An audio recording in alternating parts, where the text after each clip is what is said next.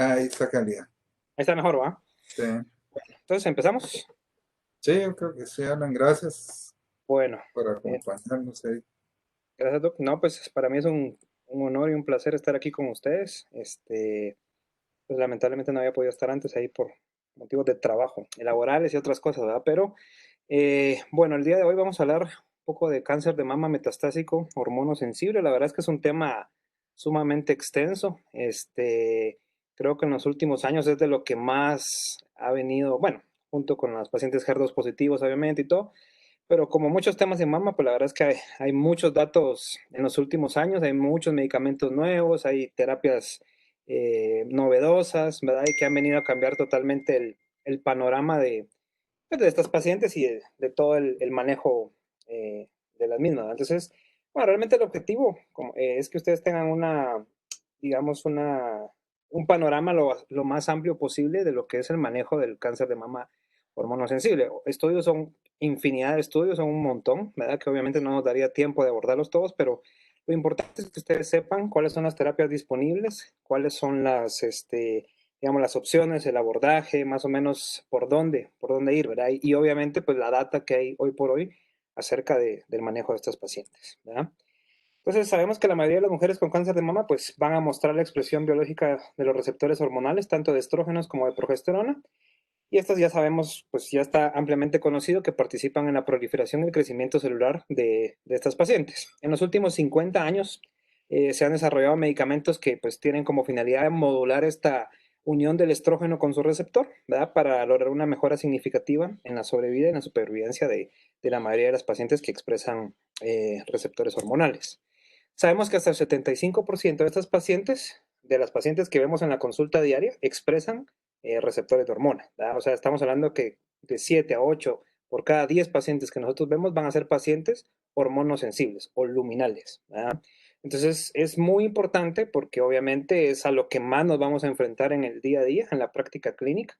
Y obviamente, pues el manejo es muy importante, ¿verdad? Porque, como les repito, hay muchas opciones hoy por hoy, ¿verdad? Entonces uno tiene que estar familiarizado, ¿verdad? Con, pues, obviamente el mecanismo de acción, con las toxicidades, etcétera, etcétera, para poderle ofrecer a la paciente pues, lo que mejor se adapte al, digamos, a la enfermedad o al estado actual de la paciente.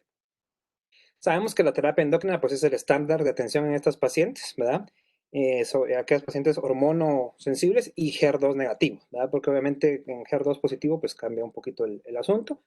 Y los inhibidores de aromatasa, ¿verdad? Como podemos ver perdón, aquí, sí. Los inhibidores de aromatasa pues siguen siendo como la piedra angular de este tratamiento, ¿verdad? Sin embargo, pues ya sabemos que estas pacientes eventualmente en el transcurso de los meses o años van a hacer lo que es la resistencia, ¿verdad? Por diferentes mecanismos, ¿verdad? Por diferentes mutaciones, resistencias, etcétera, ¿verdad? Entonces ahí es donde nosotros tenemos que saber qué tratamiento continuaría, qué tratamiento podemos darle a la paciente, ¿verdad? O qué tratamiento pues tenemos como opción, ¿verdad? Los estudios de resistencia a las terapias hormonales han demostrado pues, el papel fundamental que tienen las vías de señalización. ¿Verdad? Ya todos creo que hemos tenido contacto ampliamente con las vías de señalización, de RAS, PI3K, ¿verdad? El mTOR, BRAF, etcétera, ¿verdad? O sea, recuérdense que esto es muy amplio, ¿verdad? Y específicamente para mama, pues hay ciertas, digamos, vías de señalización que nos van a interesar más, ¿verdad? Entonces sabemos que estas hacen interferencia en la vía de señalización y obviamente adquieren mutaciones que más adelante van a generar en la resistencia. Como podemos ver acá, pues hay diferentes, digamos, sitios donde actúan los diferentes medicamentos, ¿verdad? Sabemos que tradicionalmente los inhibidores de aromatasa, pues, perdón, los inhibidores de aromatasa, ¿verdad? Como el anastrozol, el exemestano, etcétera, pues actúan en el receptor del estrógeno, ¿verdad? Los moduladores, como el tamoxifeno y el fulvestrán, actúan a nivel de los moduladores de los receptores de estrógeno. No sé si ahí ven cuando señalo o no sé cómo hacerle para que puedan ver eso. Vamos a ver. Sí, se ve. ¿Sí se ve? ¿Se ve el Ujú. puntito rojo ese no? Se ve la ¿No? flecha negra. Creo que le puedes dar con el clic derecho y ya te sale la opción de puntero. Ah, ok. Pero sí se mira algo ahí que como que señalo o algo así, ¿no? Sí, sí, esa, la Sí, flecha negra. ahí va. Va. Bueno, entonces, como les decía, pues hay diferentes sitios, ¿verdad? O diferentes, en diferentes niveles donde van a actuar los medicamentos, ¿verdad? Los moduladores, también están los inhibidores de la vía del PI3K, ¿verdad? Como es el Alpecilib y el Tazilib, que es de los más novedosos, digamos, y los tradicionales también inhibidores de CD4, CD6, ¿verdad? Que es como el ribociclib, palbociclib, que creo que estamos más familiarizados, y la vía del mTOR también en el caso del everolimus, ¿verdad? Entonces, como podemos ver, son diferentes vías, ¿verdad? O de diferentes puntos de la vía de señalización donde se atacan y se tratan a estas pacientes, ¿verdad?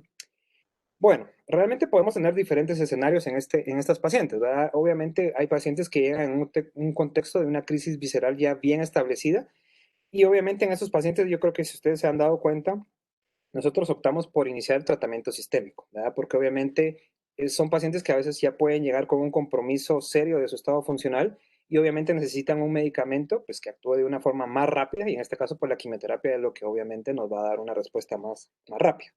Pero también tenemos el escenario donde, por ejemplo, pacientes que no tengan crisis visceral y que hayan tenido pues alguna terapia previa, entonces tenemos que hacer la consideración de si es premenopáusica o posmenopáusica, ¿verdad? Sabemos que todas las pacientes premenopáusicas obviamente tienen que llevar ya sea terapia sistémica o terapia hormonal, más su supresión ovárica, ¿verdad? Porque sabemos que ellas todavía tienen pues la función ovárica intacta, digamos. En cambio, en las pacientes postmenopáusicas, pues no hay necesidad de hacer una supresión o una ablación hormonal y podemos considerar ya sea la terapia sistémica o bien pues la terapia hormonal, ¿verdad?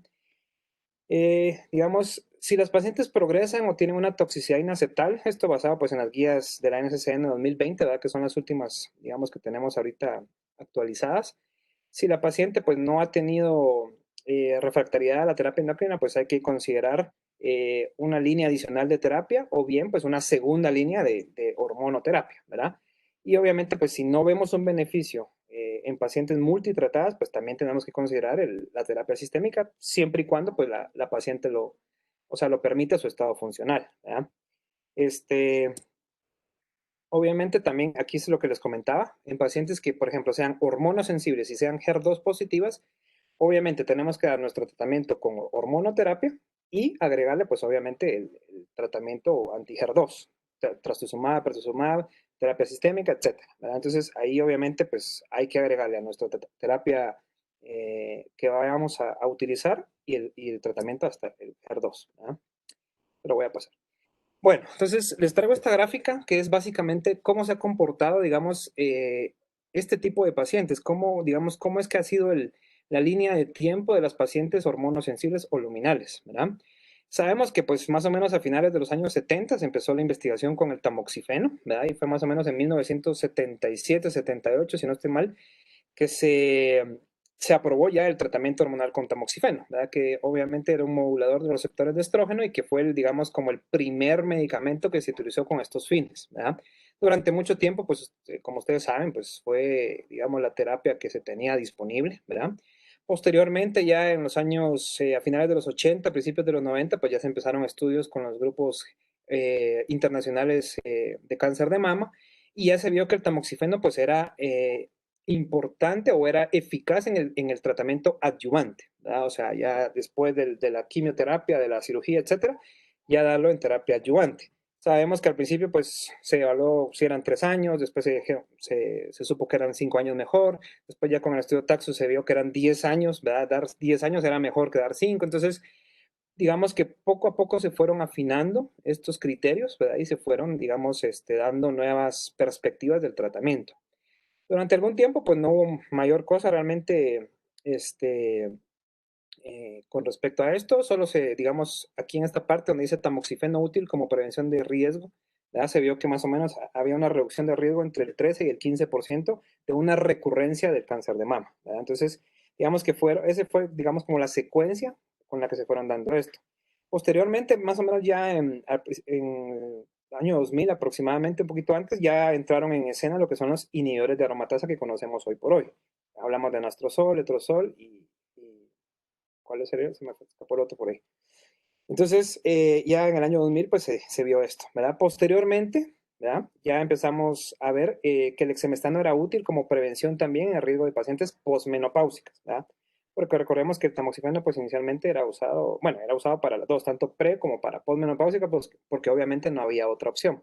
Pero ya el exemestano, los inhibidores de aromatasa se vieron ya propiamente como un reductor de riesgo en pacientes posmenopáusicas. Posteriormente, ya en el año 2009, empezaron ya los estudios también con lo que es el fulvestrant, que también era un tipo de inmunomodulador de los receptores de estrógeno. Y posteriormente, ya hablando de terapias un poquito más novedosas, entró en escena en el 2009, 2010 el Everolimus, ¿verdad? Que se vio que en combinación con la hormonoterapia, pues producía un beneficio en la sobrevida libre de progresión y en la sobrevida global de las pacientes.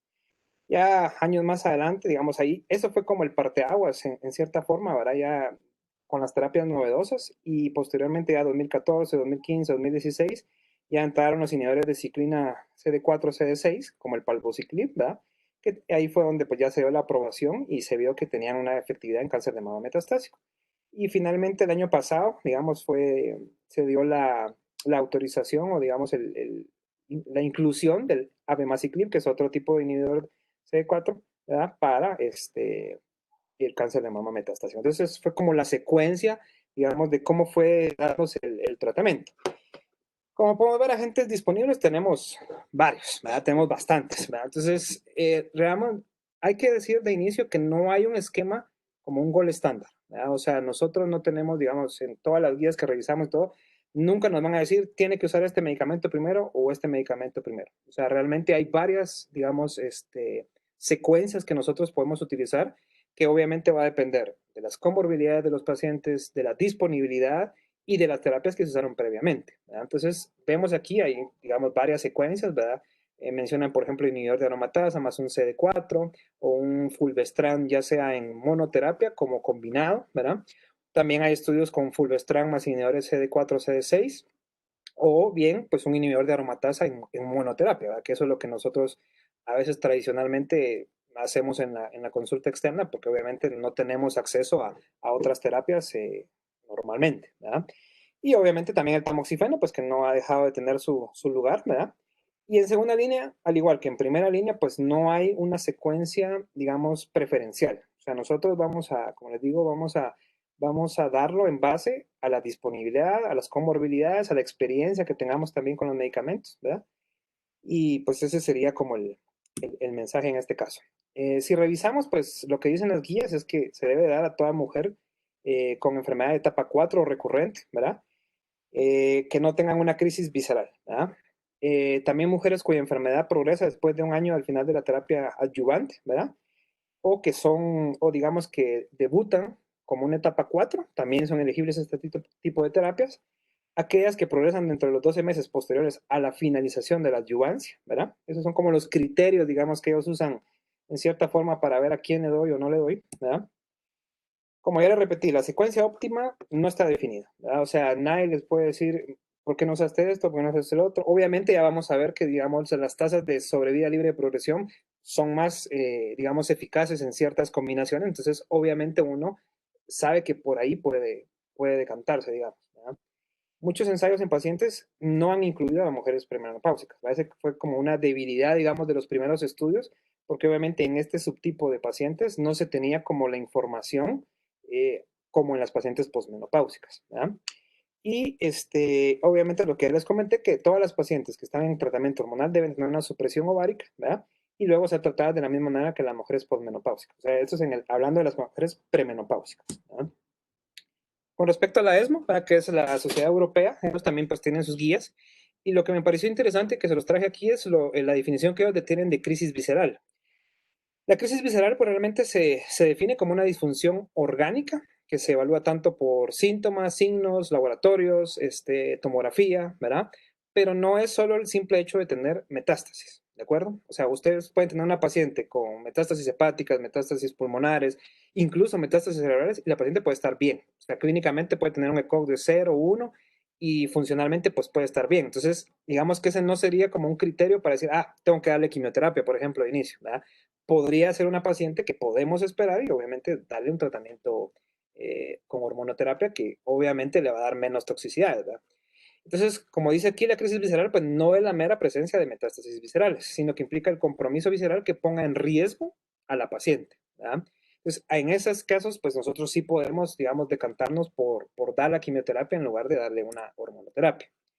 Ellos dan una definición, quizás un poquito no tan práctica, digamos, en la clínica, ¿verdad? O en el día a día, pero bueno, se los trago para que pues, lo tengan ahí como conceptos académicos, que creo que sí es importante siempre tenerlos. Y es que la resistencia endocrina primaria se define como la recurrencia dentro de los primeros 2 años de terapia adyuvante, ¿sí?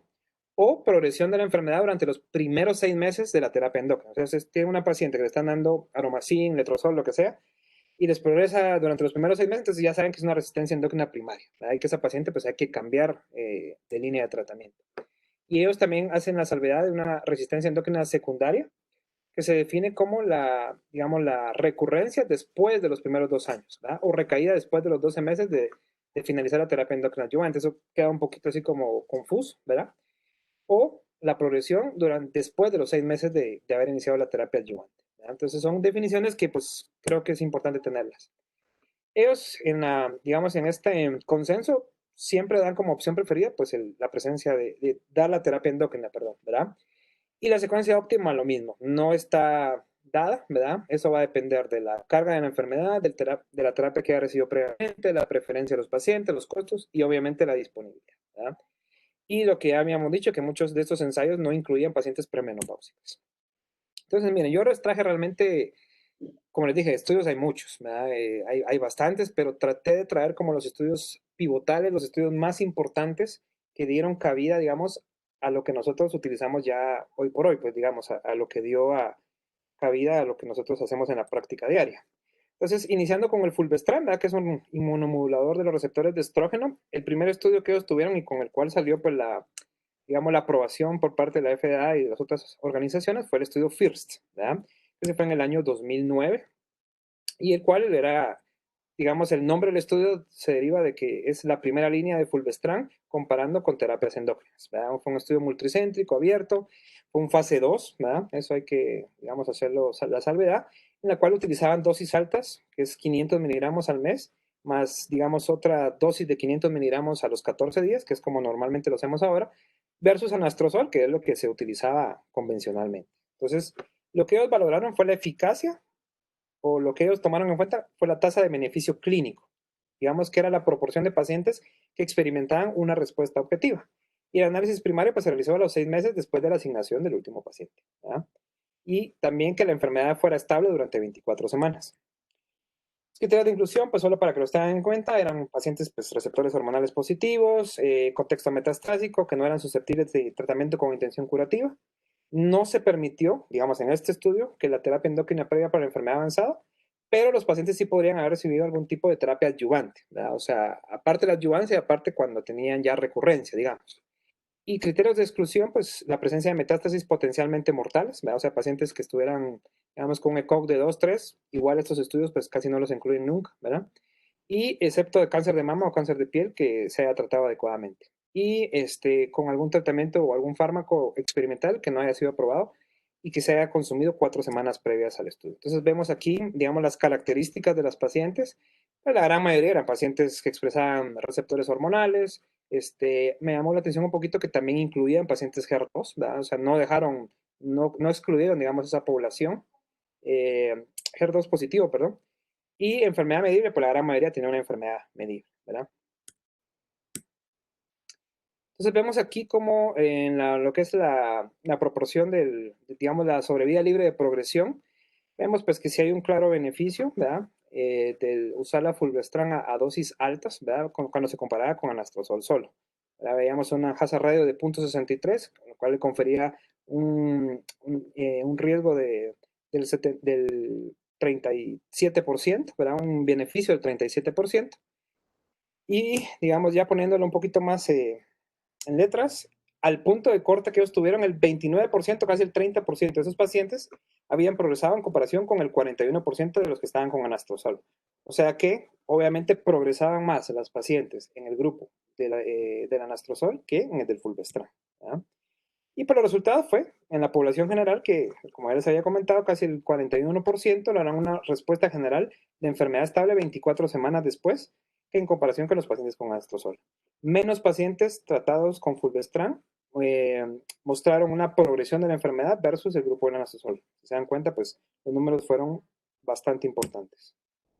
Eso es otra, digamos, de las tablas que estaban en el estudio. Y aquí lo que evaluaron era el tiempo a la progresión, que fue significativamente más prolongada para el fulvestrán. O sea, progresaban más lentamente, ¿de acuerdo? Y era pues estadísticamente significativo, ¿verdad? Y la mediana con el anastrozol fue de 12.5 meses y al momento que hicieron el corte, digamos, si se dan cuenta, pues digamos, se mantenía digamos, el nivel favorable del uso del fulvestrán, pues no se había podido alcanzar al momento que se hizo el corte, pero eso ellos lo interpretaron como que sí estaba funcionando la terapia, ¿no? Digamos, si nosotros tenemos pacientes con este medicamento, pues ¿qué efectos secundarios podríamos esperar? Obviamente, en este estudio los que más encontraron fue náusea, bochornos, dolor en articulaciones, estreñimiento, dolor en el sitio de la inyección. Ustedes saben que el fulvestrán pues se aplica intramuscularmente, ¿verdad? E hiperhidrosis, ¿verdad? Digamos, esto fue lo que ellos encontraron en este estudio, que fue como lo más frecuente. Realmente son toxicidades que se pueden manejar, realmente no es algo, digamos, que amerite hospitalización o que ponga en riesgo la vida de las pacientes. Entonces, para que sepamos más o menos en nuestra práctica qué es lo que podemos encontrar. Y las conclusiones, pues, que hubo un beneficio clínico en el grupo del fulvestrán. Realmente, ya haciendo el análisis promedio, fue del 72%. El tiempo a la progresión fue de 60% a veces mayor en los pacientes que usaron fulvestrán. O sea, progresaron 60 veces, digamos, en 60% menos, digamos, que las pacientes que usaron anastrozol. Y en este estudio, que era un fase 2, pues el fulvestrán era al menos tan efectivo como el anastrozol en el contexto de estas pacientes, ¿verdad? Entonces, eso fue lo que demostró este estudio, ¿verdad? Ahora les voy a traer uno, digamos, de los, ya cuando empezaron los estudios más famosos, ¿verdad? Ya utilizando otro tipo de drogas, que en este caso es el Bolero 2, ¿verdad? Y pues ya sabemos que aquí lo que actúa es la vía del mTOR, que es el everolimus, ¿verdad? Como ya les había comentado. Entonces este ya fue un estudio fase 3, ¿verdad? Aquí ya empezaron ya con estudios fase 3, donde evaluaban everolimus con exemestano versus exemestano solo. Fueron 724 pacientes, ¿verdad? Los criterios fueron básicamente los mismos. Eran pacientes hormonoreceptores positivas, que hubieran recibido terapia previa anteriormente o que tenían una enfermedad progresiva, ¿verdad? El objetivo primario, si ustedes se dan cuenta, casi toda, la gran mayoría de estos estudios son sobre vida libre de progresión, ¿verdad? Casi ninguno estudiaba sobre vida global y casi ninguno lo alcanzó tampoco, ¿verdad? Objetivos secundarios fue sobre vida global, tasas de respuesta y seguridad, ¿verdad? Este es, digamos, el diseño del estudio, ¿verdad? Pacientes posmenopáusicas y resecables o que hayan sido recurrentes fueron aleatorizados, randomizados 2-1. En un grupo pues se les dio everolimus con exemestano y en el otro pues placebo más exemestano, ¿verdad? Esas son las características, básicamente pues se los traje solo para ver, realmente eran, digamos, poblaciones muy homogéneas, tanto en edad, digamos, como en cantidad, digamos, en el hecho de la sobrevida libre de enfermedad, o sea, digamos, son estudios muy balanceados, digamos, en este aspecto, ¿verdad? Aquí, digamos, lo que más llamaba la atención, digamos, eran las terapias previas que habían tenido, sobre todo con anastrozol, ¿verdad? Que era un 100% de los pacientes, ¿verdad? Y también habían utilizado en algunas ocasiones tamoxifeno o fulvestrán, ¿verdad? Vemos, ya hablando de los números, digamos, una característica de este estudio fue que, digamos, hubieron dos evaluaciones, una por parte del mismo estudio y otra por parte de un comité central, digamos, que era independiente de, de los propios diseñadores del estudio. Entonces, digamos, en la evaluación local, lo que vieron es que había una sobrevida libre de progresión de 6.9 meses con un hazard ratio del 57%, ¿verdad? Vemos claramente, pues, en las curvas de sobrevivencia, pues, que hay un claro beneficio de agregar el everolimus con el exemestano. Y en el análisis paralelo que hicieron, digamos, los investigadores, digamos, el comité independiente, ¿ya? Se encontró un poquito de más robustez en estos datos, ¿verdad? 10.6 meses versus 4.1 meses en la sobrevida libre de progresión. Esto es básicamente para que ustedes vean, digamos, las toxicidades. Saben que, digamos, los que han estado ahí en la consulta externa y, digamos, prescriben estos medicamentos, digamos, lo que más nos enfrentamos diariamente es la estomatitis, ¿verdad? La diarrea, transaminasas, ¿verdad? Y elevación también a veces de las pruebas tiroideas. Entonces, Digamos, aquí está todo el panel de las toxicidades que presentaron, pero digamos, las más importantes fueron las que les comenté ahorita, ¿verdad? Y cuando vemos la tabla del análisis por subgrupos, vemos pues que hay un claro beneficio, ¿verdad? En los diferentes subgrupos, ¿verdad? Los grupos etarios, digamos, donde más se vio beneficio quizá fue en aquellas pacientes que habían tenido terapia adyuvante previa, aquellas que habían tenido, digamos, tratamiento con enfermedad metastásica, ¿verdad?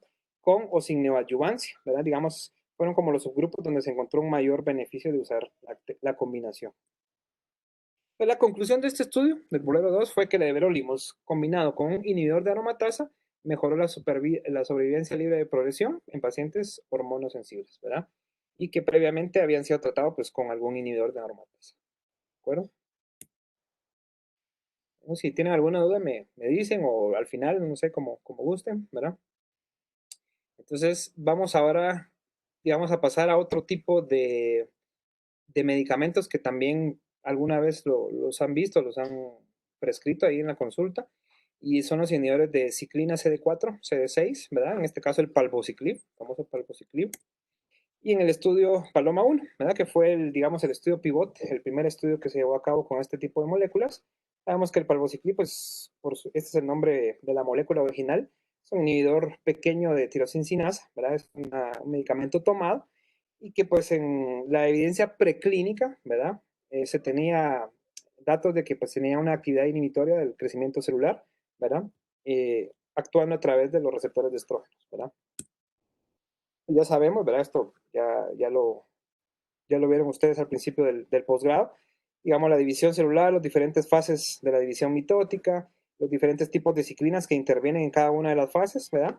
Y sabemos que esto pues, fue descubierto más o menos en 1991, ¿verdad? Por tres grupos de investigadores diferentes y ahí fue donde se empezaron a dar cuenta de la importancia que tenían las ciclinas en el ciclo celular, ¿verdad? Tanto para la proliferación, señalización, crecimiento y obviamente para la apoptosis también, ¿verdad?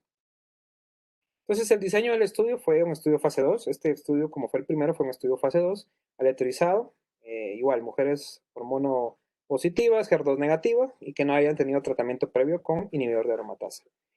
Fueron aleatorizadas uno a uno, digamos, se les hizo el estatus de HER2 y de receptores hormonales, y aquí, pues, ellos hicieron, digamos, un subanálisis donde medían la amplificación de ciclina 1 y la pérdida de la P16, que es una proteína que también tiene que ver con digamos, con la mayor, digamos, agresividad del tumor, digamos, ¿verdad? Entonces, básicamente lo que hicieron ellos fue letrozol en un brazo, ¿verdad? Con monoterapia, y en el otro la combinación oral, 125 miligramos día, por 3 semanas y una de descanso, más el letrozol. Y el objetivo primario, pues, sobrevía libre de producción, básicamente.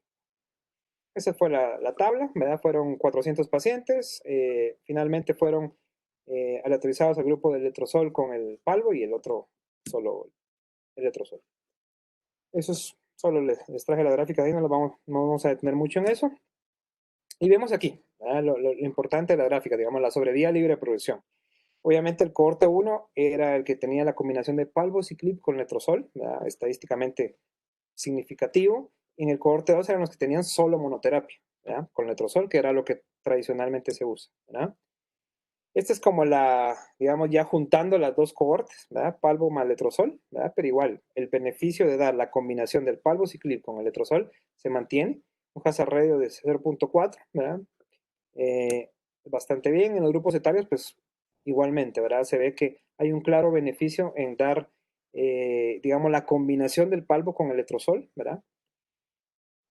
Y en lo que sí no se pudo, ¿verdad? Que como ya lo van a ver en la gran mayoría de los estudios, es en la sobrevida global. Esta es la sobrevida global. Y vemos que ahí pues no se alcanzó. Realmente no se alcanzó el objetivo, ¿verdad? Y en los efectos adversos, porque también, digamos, ese era el primer estudio que se llevaba a cabo con esta molécula. Entonces, obviamente que aparte de la sobrevida global, sobrevida libre de presión, querían ver las toxicidades y, digamos, el comportamiento con estas medicinas. Creo que lo más destacable es la neutropenia. Y no me dejará mentir el doctor Castro, ¿verdad? Que lo que más vemos con estos pacientes es la neutropenia, es casi un 50% de las pacientes, ¿verdad? Eso es lo que más van a ver ustedes, digamos, en la práctica. Leucopenia, 24%, las anemias, náusea y artralgia. Creo que estas toxicidades son las que más frecuentemente van a ver. La neutropenia es quizás lo que más, digamos, da hace que se tenga que detener el tratamiento o bajar dosis, ¿verdad? Cualquiera de las dos opciones. Entonces los resultados finalmente fue que la respuesta parcial en el grupo combinado, en el decir que se daba palbociclib con letrozol, fue el 42% versus 32%. Enfermedad estable el 44 versus el 37%. Enfermedad estable por más de 24 semanas, en el grupo combinado era de 38% versus 25%, y respuesta parcial fue del 54% versus 39%. O sea que había un claro beneficio en dar la combinación pues, del palbociclib con el letrozol versus el letrozol solo, ¿verdad? La sobrevida libre de progresión fue de 20.2 meses, ¿verdad? Estamos hablando ya casi de 2 años, ¿verdad? Es importante. Y en el grupo de letrozol solo fue de 10 meses, ¿verdad?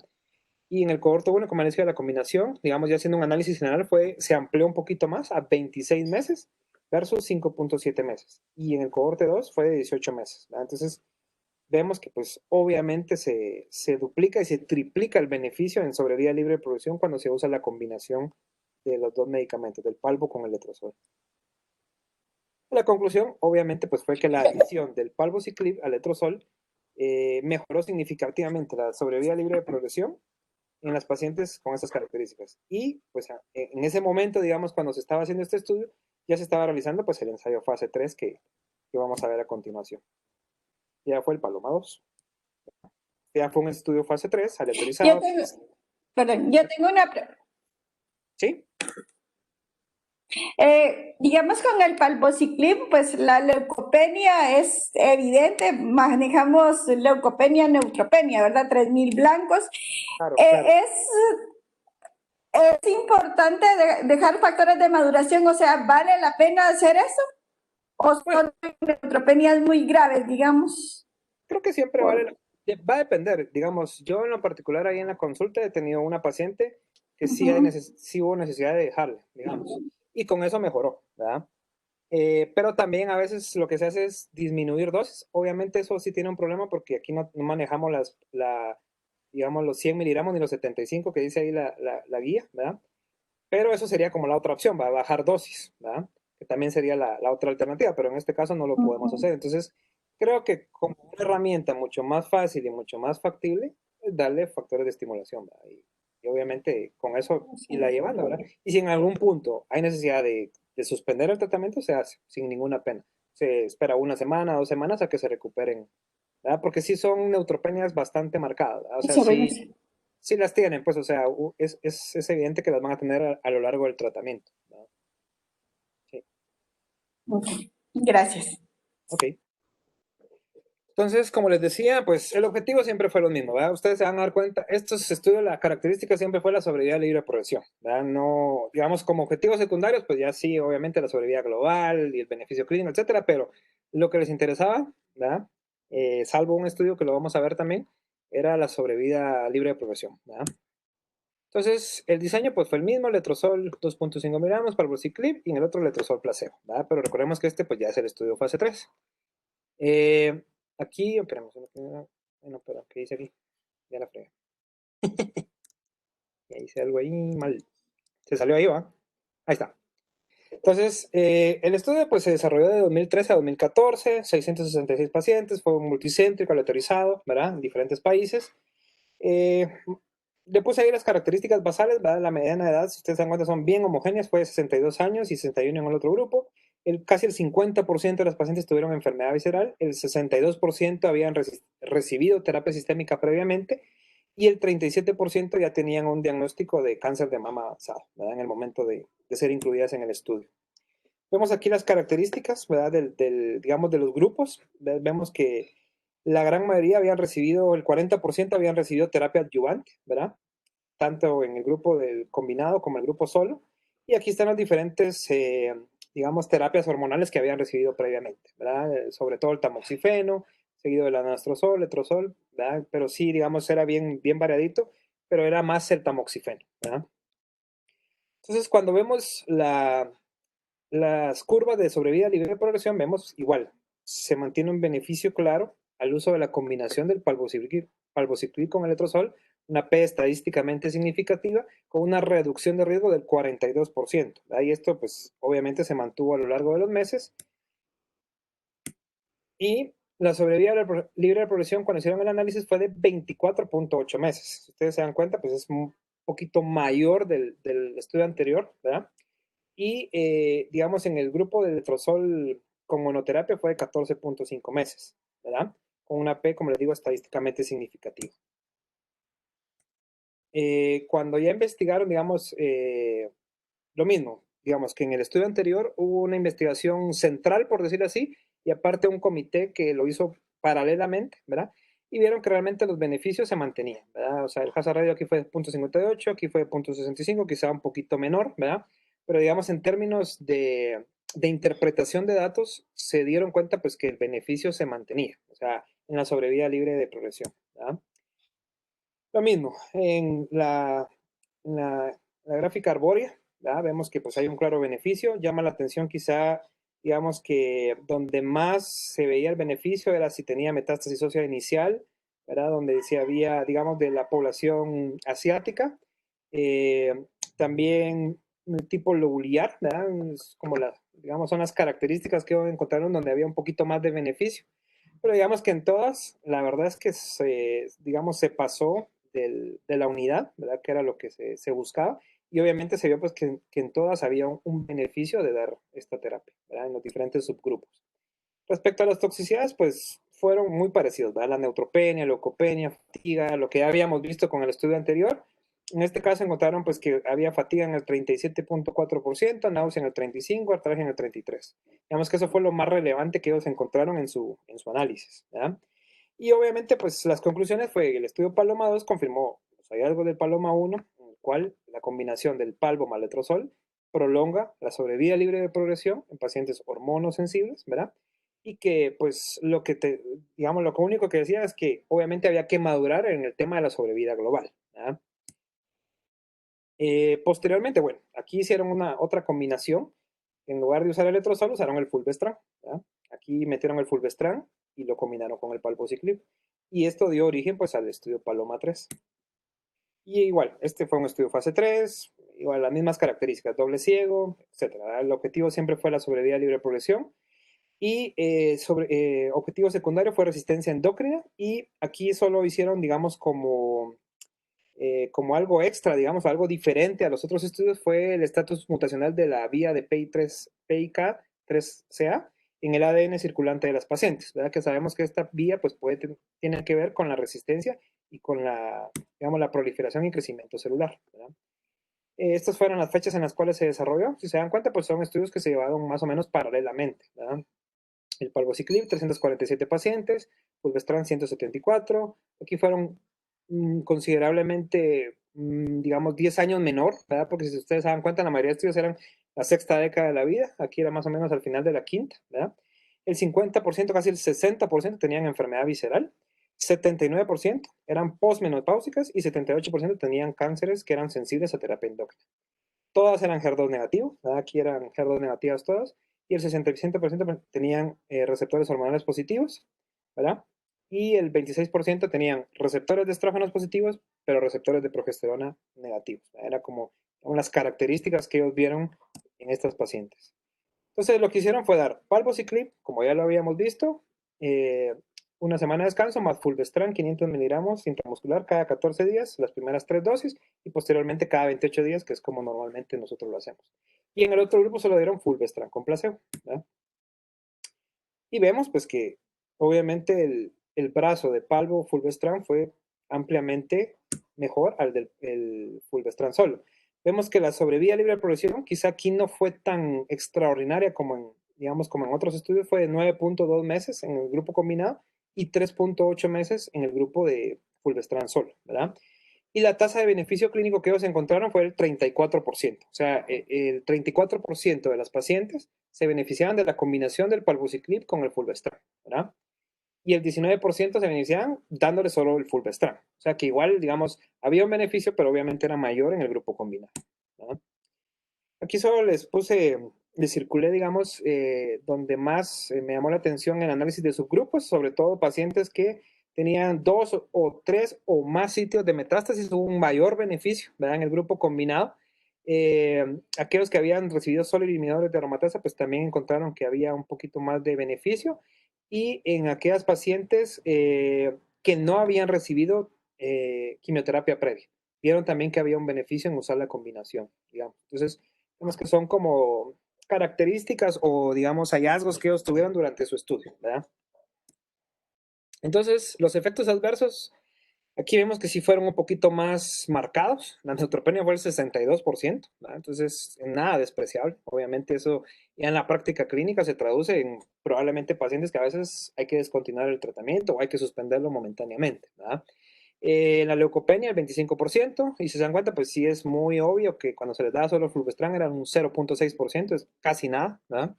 Anemia 2.6 versus 1.7, ahí realmente no fue muy significativo. Y neutropenia febril, ¿verdad? Que eso es otra de las cosas también que podemos encontrar en estos pacientes. Fueron bajas, solo 2 pacientes, 0.6%, y en el grupo del palbociclib y fulvestrán, 0.6%. ¿verdad? Efectos adversos, vamos a ver, eso ya lo vimos. Ah, sí. La principal causa para la suspensión de tratamiento fue la progresión de la enfermedad, ¿verdad? Eso fue lo que ellos vieron, que ocurrió en 85 pacientes, que era el 24.5% del grupo combinado, y en el 50% del grupo que solo estaba con el fulvestrán. Y la suspensión, ¿qué otra cosa? Bueno, eso es más que todo lo más importante ahí, ¿verdad? Entonces, las conclusiones del estudio fue que la combinación del palbo más el fulvestrán se asoció con una mejora significativa. Quizá no fue tan marcado como en los otros estudios, pero obviamente pues sí se vio el beneficio en la sobrevida libre de progresión, y ellos pues hacían la salvedad que independientemente del grado de resistencia endocrina y del nivel de expresión del PI3K que ellos lo midieron, ¿verdad? Pero eso fue, digamos, meramente con fines de la metodología que ellos utilizaron durante su estudio, ¿verdad? Bueno, sigamos pues con los estudios. Ahora vamos a hablar de otro de los medicamentos que tenemos disponibles también. Bueno, obviamente no en el cuadro básico, pero sí, digamos, por amparo, que es el ribociclib, ¿verdad? Que es digamos, el hermano o la competencia, digamos así, del palbociclib. Y entonces aquí dio al famoso estudio MONALIZA 2, ¿verdad? Que ese fue el primer estudio, ¿verdad? Que me imagino que lo han oído. Dirigido por Ortovalle, que fue presentado en ASCO del 2017, en el cual, pues, obviamente evaluaban el uso del ribociclib, que en este caso eran 600 miligramos día por 3 semanas y una semana de descanso más letrozol, ¿verdad? Y en el otro, pues, solo letrozol, ¿verdad? Es una randomización 1-1, ¿verdad? Y aquí hicieron un análisis intermedio que se planificó, digamos, después de que 243 pacientes presentaban progresión. Entonces se dieron cuenta que algo estaba pasando y por eso decidieron hacer un análisis, digamos, intermedio, ¿verdad? Las características del estudio básicamente solo es para que las vean, pero realmente, digamos, son pacientes que, digamos, en su metodología y en sus características son muy, muy homogéneas. Y aquí es donde viene digamos, lo más importante. Digamos, en el grupo de ribociclib, ¿verdad? Hay un beneficio versus el grupo placebo, ¿verdad? Una reducción de riesgo del 44%, ¿verdad? Y finalmente se encontraron que la sobrevida de la progresión fue de 63% versus 42%. Aunque en el grupo del palbociclib, al momento de hacer el análisis intermedio, no fue alcanzada, digamos, eso fue a posteriori, ¿verdad? Y en el grupo placebo fue de 14.7 meses. Después de 12 meses, la tasa de sobrevida libre de progresión fue de 73% versus 60%. Y después de 18 meses se seguía manteniendo la tasa de sobrevida libre de progresión del 63% versus 42%. ¿De acuerdo? En el análisis de subgrupo igual, o sea, hay un claro beneficio, vemos, digamos, todas las variables, todas las, digamos, características que habíamos visto en otros estudios, y pues obviamente siempre estaban a favor del uso de ribociclib, ¿verdad? Recordemos que el mecanismo de acción de ribociclib es muy similar al del palbociclib, con la salvedad que, digamos, ya van a ver, o no sé si ya lo saben, pero puede producir una prolongación del intervalo QT, ¿verdad? Que eso es lo más, digamos, relevante o lo que hay que tomar en cuenta cuando uno usa este tipo de terapia, ¿verdad? Por eso es que se recomienda tener un electrocardiograma basal y, digamos, hacer un chequeo con cierta regularidad. Sería más o menos como el ecocardiograma en pacientes que se les da trastuzumab, ¿verdad? Que obviamente puede ser uno de los efectos secundarios más importantes. Entonces vemos, si les puse aquí en circulado, la respuesta parcial fue alcanzada en el 38% de las pacientes combinadas del grupo de ribociclib, respuesta parcial 49% cuando ya se era en enfermedad medible, y el total de pacientes que habían tenido una respuesta era de 135 versus 91, ¿verdad? Entonces, pues obviamente sí se había alcanzado el objetivo del estudio. Con respecto a las toxicidades, muy similares, aunque aquí, si se dan cuenta, sí fueron un poquito, digamos, bueno, fueron muy similares a las del palo, ¿verdad? También se veían infecciones, fatiga, leucopenia, ¿verdad?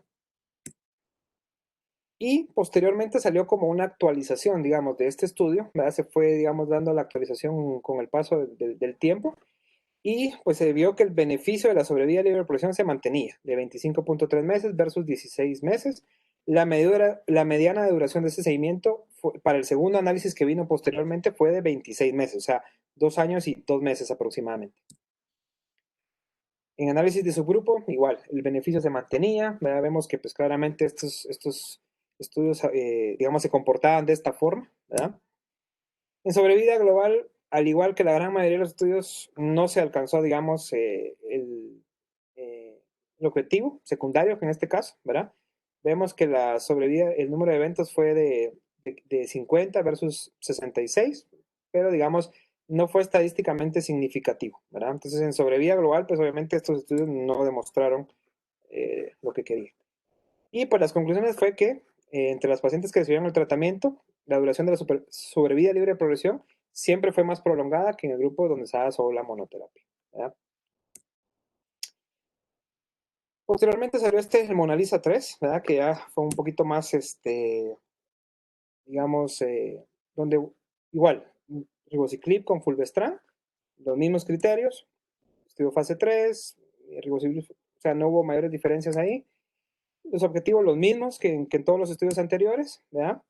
Vemos la edad promedio 63 años, eran pacientes con ECOG 0-1, ¿verdad? O sea, en estos estudios nunca incluían pacientes ECOG 2 o 3. Etapa 4, el 98%, o sea, todas estaban con metástasis en algún sitio. Intervalo libre de enfermedad era mayor de 2 meses, era el 75%, más del 75% de los pacientes, y que tenían al menos 1 o 2 sitios de metástasis, el 60%, ¿verdad? Pues pacientes que no eran elegibles para este estudio era que tuvieran quimioterapia previa, que hayan tenido fulvestrán o un inhibidor CDK, si tenían cáncer de mama inflamatorio, enfermedad visceral sintomática, no eran incluidas, y que tenían arritmias cardíacas no controladas, por lo que les comentaba, ¿verdad? Porque ribociclib pues, puede dar una prolongación del intervalo QT y obviamente esto llevar a algún tipo de arritmia que descompensa al paciente. Y vemos claramente pues, que la sobrevida de progresión se alcanzó, 20.5 meses versus 12.8 meses, ¿verdad? Y en el grupo combinado, eso ya lo dijimos acá, y la tasa de riesgo fue del 0.5, ¿verdad? En el grupo combinado versus de 0.56, ¿verdad? En el grupo que solo se dio la monoterapia, ¿verdad? De la misma forma, y aquí solo para que vean la enfermedad estable, ¿verdad? La enfermedad, respuesta parcial, 30% de los pacientes versus 21% de los pacientes, enfermedad estable 33%, y en las pacientes que tenían enfermedad medible, ¿verdad? El 39% y 42% de enfermedad estable, ¿verdad? Que eso es lo, digamos, lo más importante en estas pacientes. Obviamente estamos hablando de un contexto metastásico donde no estamos hablando de un intento curativo, estamos hablando de, pues, de una, digamos, de llevar a la paciente a calidad de vida, a estabilización de la enfermedad. Entonces, obviamente, digamos, lo que venimos en estos casos es enfermedad estable y que no progresan las pacientes, ¿no? Entonces, en este primer análisis lo que vieron es que habían 70 muertes, 14.5% en el brazo combinado versus 20.7 muertes en el brazo del fulvestrán. Las tasas de respuesta objetiva fue del 32% en el grupo combinado y de 21.5% en la de fulvestrán solo. Las toxicidades, pues nada, digamos, diferente, solo quiero recalcar aquí lo del intervalo QT, y aquí sí vieron que en el 6.2% de las pacientes combinadas se tenía prolongación del intervalo QT, mientras que en el grupo de fulvestrán solo, pues obviamente no se vio, ¿verdad? Transaminasemia también se vio, ¿verdad? Que fue como un poquito más que en otros estudios. Entonces, lo que demostró este estudio fue que se mejoraba la sobrevida libre de progresión y pacientes que habían recibido hasta una línea de terapia endocrino antes de la enfermedad también se beneficiaban del uso de la terapia combinada, ¿de acuerdo? Y una salvedad que hacían ellos es que hasta donde sabía en ese momento era el primer estudio que se hacía con la combinación de estos dos, ¿verdad? Porque obviamente pues todavía se estaba llevando a cabo el otro estudio y no tenían como los datos del estudio anterior, ¿verdad? Y el Mona Lisa 7 se los traigo porque a diferencia de los otros, sí habla de sobrevida global.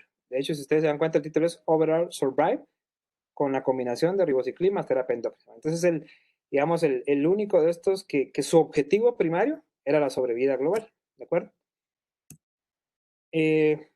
Básicamente doble ciego, mujeres premenopáusicas o perimenopáusicas, ¿verdad?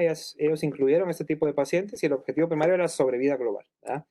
Recordemos que muchas veces lo que más se critica, digamos, en oncología es que los estudios no van enfocados a sobrevida global, sino a sobrevida libre de progresión, ¿verdad?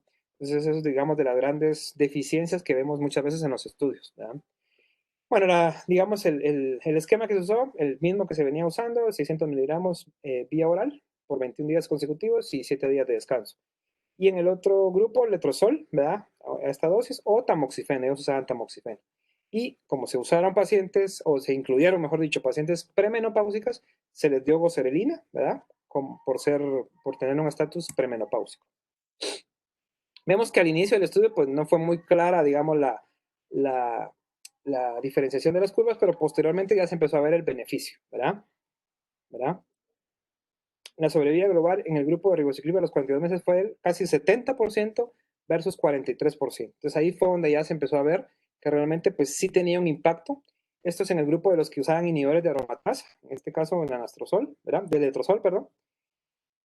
Y en el grupo de los de tamoxifeno, ahí no sé, digamos, aunque sí se vio, digamos que había beneficio, no fue estadísticamente significativo. Al principio pues parecía que había un beneficio, pero posteriormente fue cayendo la curva y ya no, digamos, ya no se pudo estimar como se tenía pensado inicialmente. Entonces, la adición del ribociclib con la terapia endocrina resultó en una sobrevida global más prolongada que la terapia endocrina, pacientes con cáncer de mama, hormonosensibles. Después de una mediana de 2 años, el grupo de ribociclib no se observaron nuevos efectos adversos, los que ya se sabían, y lo único es que pues, se observaron más casos de prolongación del intervalo QT, ¿verdad? A diferencia de, pues, de otros estudios previos. Bueno, y eso creo que es, digamos, a grosso modo lo que, digamos, tenemos hoy por hoy, digamos, en lo más común, ¿verdad? Y solo les traje una molécula más, digamos, que es de lo más novedoso que tenemos ahorita, ¿verdad? Que es el abemaciclib, ¿verdad? Que también es un inhibidor de ciclinas, y, digamos, su aprobación que fue por este estudio, que fue el Monarch 3. Sabemos que las quinasas dependientes de ciclina 4 y 6 pues tienen que ver con la proliferación del ciclo celular y que tienen importantes implicaciones en la carcinogénesis y en la resistencia endócrina. El abemaciclib lo que tiene es que actúa a nivel de la ciclina D1. Es un importante objetivo transcripcional del receptor de estrógeno y la ciclina D1 pues es críticamente necesaria para la transición de la fase G1 a la fase S, ¿verdad? Y en estudios preclínicos se dosifica 2 veces, es 14 veces más potente contra CD4, CD1 que contra CD6, ¿verdad? Entonces, digamos, ese es como otro mecanismo de acción o otra vía donde se podía atacar, digamos, la enfermedad, y por eso fue que se empezó a estudiar esta molécula, ¿verdad? Y digamos, se dosifica 2 veces al día en horario continuo. Esto se toma, digamos, 2 tabletas al día ininterrumpidamente, ¿de acuerdo? Entonces el Monarch 3 fue un ensayo fase 3, el objetivo era lo mismo, ¿verdad? Dar la combinación de este medicamento con un inhibidor de esteroideo en mujeres con cáncer de mama hormonosensibles, y se llevó a cabo en 158 sitios en 22 países. Pues aquí está lo que les decía, fueron aleatorizados 150 miligramos cada 12 horas de forma continua más anastrozol o letrozol. Fueron randomizados 2-1 y abemaciclib, pues en el otro grupo se dio solo el abemaciclib, ¿de acuerdo? Sin la combinación. Aquí vemos 328 pacientes en el grupo combinado, 165. Si se dan cuenta, pues casi siempre, digamos, se incluyen más pacientes en la terapia que uno espera que vaya a ser más efectivo, ¿de acuerdo? Y en el otro grupo, pues obviamente se dejan a los pacientes que uno, obviamente no es un placebo, sino que es un tratamiento, pero los pacientes que uno no está, digamos, como buscando la mayor potencia o la mayor eficacia. En cuestión de años, igual, ECOG 0, ECOG 1, enfermedad visceral más del 50%, intervalo libre de tratamiento. Llamaba la atención que tenían incluso hasta 3 años sin haber recibido tratamiento, ¿verdad? O sea, eran pacientes que habían tenido una sobrevida libre de reproducción bastante importante. Y vemos en la sobrevida libre de reproducción igual. La media, digamos, al momento que hicieron el análisis no fue alcanzada. En el grupo placebo era de 14.7, pero esto no significa que no funcionó, sino que lo que significa es de que como el beneficio continuaba, obviamente tenían que hacer un análisis posteriormente, ¿verdad? Entonces, al momento del corte se mantenía todavía el beneficio, ¿verdad? O sea, no había como alcanzado su punto máximo, ¿verdad? En el grupo de la intención del grupo de intento de tratar, ¿verdad? Por parte de un grupo independiente, igual, se veía que se mantenía el beneficio, ¿verdad? Entonces vieron que había una respuesta parcial del 46% en el grupo combinado versus 34%, una enfermedad estable de 40% versus 52.1%, ahí fue un poquito diferente. Una respuesta objetiva del 48% versus 34.5%, ¿verdad? En el análisis de subgrupo, de la misma forma, ¿verdad? Digamos, un claro beneficio, si vemos en los diferentes apartados, para el uso de combinado del abemaciclib con el inhibidor de aromatasa. Entonces, la conclusión fue que la combinación del abemaciclib más el inhibidor de aromatasa mejoró la sobrevida libre de progresión y la tasa de respuesta objetiva en comparación con un inhibidor de aromatasa no esteroideo solo, ¿verdad? Otra cosa es que fue un tratamiento eficaz inicial, o sea, se puede dar, digamos, de primera línea, lo ponen ellos como una primera línea también del tratamiento, ¿verdad? Entonces, digamos, yo sé que es bastante información, bastante data, ¿verdad? Pero, digamos, no hay otra forma como de abordar esto, ¿verdad? Porque estudios hay un montón. Yo traté de como de condensarlo lo más que se pudiera, ¿verdad? Y como de darle los datos más importantes para que ustedes vieran más o menos cómo es el panorama hoy por hoy. Entonces, conclusiones finales que podemos dar es que existen diferentes tipos de combinaciones. Ya las vimos, las diferentes combinaciones que hay para los pacientes hormonosensibles en el contexto metastásico. No hay un esquema que sea el gold estándar, ¿verdad? Ese es un mensaje clave, ¿verdad? No hay una terapia que sea mayor que otra. Ya vieron, pues las tasas de sobrevida libre de progresión eran más o menos similares en algunos estudios, ¿verdad? Va a depender mucho del estado funcional del paciente, de la paciente, de las comorbilidades y de la disponibilidad de las moléculas, ¿verdad? Ya sabemos en nuestro entorno, pues estas moléculas, obviamente, desde el punto de vista económico, pues no son asequibles para...